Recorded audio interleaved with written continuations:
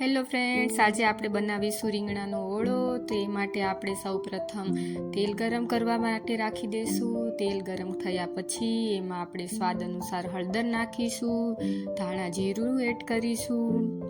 એ add થયા પછી આપણે તેમાં સમારેલી ડુંગળી, સમારેલા ટમેટા અને સમારેલા લસણ અને સમારેલું આદું નાખીશું.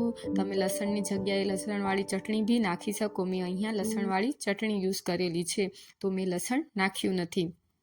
આ બધું એડ થયા પછી આપણે તેને થોડી વાર માટે પાકવા દેશું.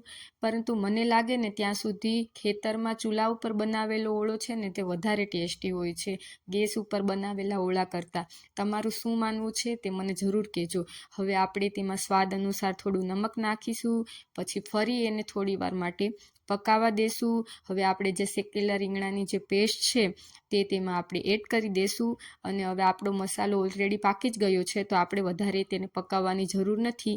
તો થોડી વાર માટે પાકી જાય પછી આપણને તેમાં લસણવાળી ચટણી એટલે કે લસણવાળું મરચું એડ કરી દેશું. જો તમે લસણ ઉપરથી નાખેલું હોય તો તમે કોરું ચટણી બી વાપરી શકો છો.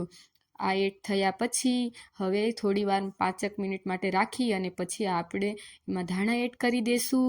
અને આ આપણો ઓળો તૈયાર છે. હવે બાજરાનો રોટલો વગર તો ઓળો અધૂરો છે, તો આપણે બાજરાનો રોટલો બી બનાવી લેશું. અને આ થઈ ગયું આપણો ઓળો અને બાજરાનો રોટલો. Perfect evening. Thank you.